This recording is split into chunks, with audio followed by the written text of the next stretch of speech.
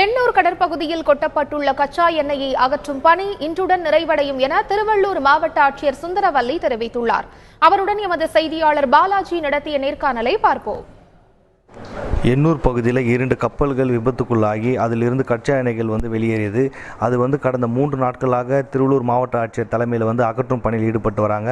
மேலும் தற்போது எவ்வளோ டன் அந்த கச்சா எண்ணெயில் அகற்றப்பட்டிருக்கிறது, அந்த எண்ணெய் அந்த வேஸ்டேஜ்கள் தற்போது எங்கே அனுப்பப்பட்டிருக்கிறது என்று குறித்து திருவள்ளூர் மாவட்ட ஆட்சியர் சுந்தரவல்லியிடம் கேட்போம். மேடம், தற்போது அங்கேருந்து அகற்றப்படுற அந்த கழிவுகள் கச்சா எண்ணெய்கள் எங்கே கொண்டு செல்லப்படுகிறது, எவ்வளோ டன் இதற்கு அகற்றிருக்கீங்க, எப்போ முழுமையாக முடியும் மேடம்? ஆக்சுவலி இங்கே கடந்த திங்கட்கிழமையிலேருந்து இந்த பணியை பண்ணிகிட்டு இருக்கோம். இது வரைக்கும் பார்த்தா, அதாவது நேற்றுக்கு ஈவினிங் வரைக்கும் 102 மெட்ரிக் டன் இந்த ஆயில் மிக்சர்ஸை ரிமூவ் பண்ணியிருக்காங்க.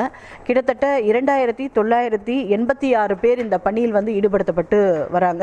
இன்றைக்கும் இந்த பணி முடியும் தருவாயில் இருக்குது. இன்றைக்கி கடைசி நாளாக இன்றைக்கி அந்த எண்ணெயை எடுக்கின்ற அந்த பணி தொடர்ந்து நடைபெற்று வருகிறது.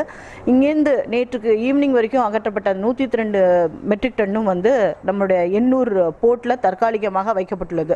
பின்னர் மாசு கட்டுப்பாட்டு வாரிய அலுவலர்களினுடைய கண்காணிப்போட அது கும்மிடிப்பூண்டியில் உள்ள இண்டஸ்ட்ரியல் எஸ்டேட்டுக்கு கொண்டு சென்று தேவையான நடவடிக்கை அவர்களால் மேற்கொள்ளப்படும். இன்று இந்த பணி முடிஞ்சு பின்னாடி அதில் மேலே உள்ள அந்த ராக்ஸை க்ளீன் பண்ணுற ஒர்க் நம்முடைய தீயணைப்பு துறையின் மூலமாக மேற்கொள்ளப்படும்.